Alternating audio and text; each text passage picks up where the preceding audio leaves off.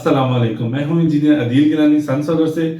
आज की वीडियो में हम आपको बताएंगे कि जब ग्रीन मीटर आपका लग जाता है उसके बाद आपका पहला नेट मीटरिंग का बिल आता है तो उसको आप रीड किस तरह कर सकते हैं। बहुत से लोगों की नेट मीटरिंग हो जाती है, उसके बाद जब उनको बिल आता है तो उनका ये सवाल होता है कि अब हमें इस बिल से कैसे पता लगेगा कि हमने इसमें सोलर ने कितने यूनिट्स बनाए हैं या उन्होंने वापडा से कितने लिए हैं और वापस वापडा को एक्सपोर्ट कितने किए हैं। तो चलिए आज की वीडियो स्टार्ट करते हैं। अच्छा जी, तो ये हमारे पास एक नेट मीटरिंग का बिल है। चले देखते हैं कि इसको रीड कैसे करते हैं। सबसे टॉप लाइन में वही हमारे पास रेगुलर इन्फॉर्मेशन होती है जो नॉर्मल बिल में होती है। क्लाइंट की आईडी हो गई, कस्टमर आईडी हो गई, इसके बाद उनका टैरिफ हो गया। आपको भी पता होगा कि नेट मीटरिंग के लिए ज़रूरी है कि टैरिफ 3 फेज़ का हो। इसके बाद ये कनेक्शन डेट है, यानी जहाँ पे वहाँ पे जब इलेक्ट्रिकल कनेक्शन जिस दिन लगा है ये वो डेट है। इसके बाद ये आपका सैंक्शन लोड आ गया, बिलिंग मंथ आ गया और ये डिटेल।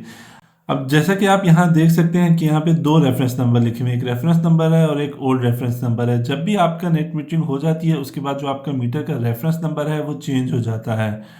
इसके बाद ये यहाँ पे मीटर नंबर लग गया जो आपका न्यू मीटर है, और ये नीचे आपकी रीडिंग की डेट आ गई जिस डेट पे रीडिंग हुई हुई है। बाकी ये वो यूजुअल वो है कि नेम और एड्रेस क्लाइंट का जहाँ पे वो लगा हुआ है। और इससे नीचे आप देख सकते हैं लिखा हुआ है डीजी कैपेसिटी और commissioning date. DG capacity basically show करती है कि आपको कितनी नेट मीटरिंग की अप्रूवल मिली हुई है, और नेट मीटरिंग कनेक्शन आपका कब से फंक्शनल हुआ है, ये कमीशनिंग की डेट वो आपको बता रही होती है।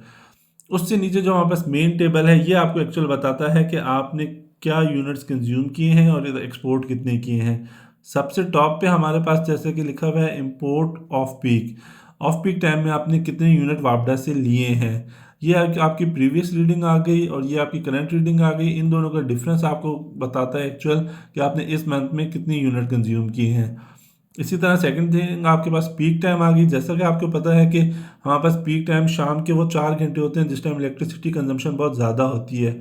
हर क्वार्टर में ये चेंज हो जाते हैं। समटाइम्स ये 6 से 10 चल रहे होते हैं, और ऐसे ही हर क्वार्टर में आधे घंटे का डिफरेंस आ जाता है। तो सेम वही है कि प्रीवियस माइनस प्रेजेंट रीडिंग करके आपकी ऑफ पीक टाइम की इंपोर्ट आ गई। इससे नीचे है एक्सपोर्ट ऑफ पीक, यानी ऑफ पीक टाइम में आपने वापडा को वापस कितने यूनिट्स रिटर्न किए हैं। ये प्रीवियस रीडिंग आ गई, ये आपकी करंट रीडिंग आ गई, और इन दोनों का डिफरेंस आपको बताता है कि ये आपकी टोटल एक्सपोर्ट हुई है जो कि माइनस में शो करता है। इस चीज़ में आपने एक चीज़ का इस बात में आपने एक चीज़ का ख्याल ज़रूर रखना है कि जो एक्सपोर्टेड यूनिट्स हैं ये कभी भी वो टोटल यूनिट्स नहीं होते जो आपके सोलर ने प्रोड्यूस किए हैं। हमेशा सोलर जितनी भी प्रोडक्शन करता है सबसे पहले घर में सप्लाई करता है लोड को, और जो एक्स्ट्रा यूनिट्स हैं वो रिटर्न करता है। बहुत से लोगों का सवाल होता है कि जी हमारे यूनिट्स इतने कम क्यों बन रहे हैं या हमारे बिल में इतने कम यूनिट्स क्यों आ रहे हैं।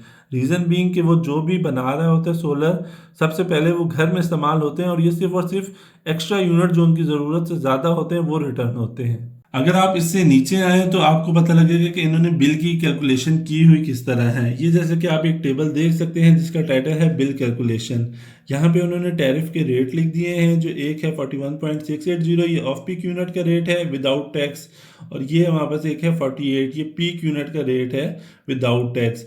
इसके बाद उन्होंने यहाँ डिटेल आपके साथ दी हुई है कि इंपोर्ट यानी आपने वापडा से लिए हुए कितने, ऑफ पीक में 131 यूनिट्स और पीक में 54 यूनिट्स। इसी तरह आपने एक्सपोर्ट कितने किए हैं, 310 यूनिट्स वो आ गए। अब ये नीचे उन्होंने नेट किए हुए, यानी जो आपको पता है कि जितने भी एक्सपोर्ट यूनिट हैं वो ऑफ पीक यूनिट्स के साथ एडजस्ट हो जाते हैं यूनिट टू यूनिट। तो इन्होंने 310 यूनिट में से 131 माइनस कर दिया, आपके 179 ऑफ पीक में रह गए। क्रेडिट यूनिट्स जो आपके स्टिल वापडा के पास हैं, और 54 यूनिट्स वो जो आपने पीक में यूज़ किए हैं। बेसिकली बिल इन्होंने इस तरह कैलकुलेट करना होता है कि ये यूनिट इसको ऑफ पीक के रेट से मल्टीप्लाई करके और इसको पीक की यूनिट से मल्टीप्लाई करके जो टोटल आपकी अमाउंट बिल बनती है वो आपका इलेक्ट्रिसिटी बिल आ जाता है। जैसा कि आप ये डिटेल देख सकते हैं कि इसमें जो इनकी कॉस्ट ऑफ इलेक्ट्रिसिटी है वो -4374 है, यानी ऑलमोस्ट 4000 रुपीज़ इनके क्रेडिट में है। इनको ये बिल पे नहीं करना पड़ेगा, इनके क्रेडिट में यूनिट्स हैं। ये कुछ फिक्स चार्जेस आ गए, और जो इनका टोटल बिल इस दफ़ा बनता है वो 4635 CR यानी क्रेडिट में है। ये बिल उनको पे नहीं करना है, इनका अभी तक वापडा के पास पैसे पड़े हुए हैं। तो जैसा कि आपने आज की वीडियो में देखा कि हमने आपको ग्रीन मीटर का बिल रीड करना सिखाया। इस वीडियो में एक और खास बात यह थी कि जो बिल हमने आपको दिखाया ये क्रेडिट में था।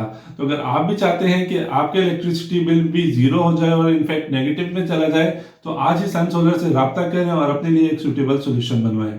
अगर आपको हमारी आज की वीडियो पसंद आई है तो हमारे चैनल को लाइक करें, सब्सक्राइब करें। आज के लिए अल्लाह हाफिज, शुक्रिया।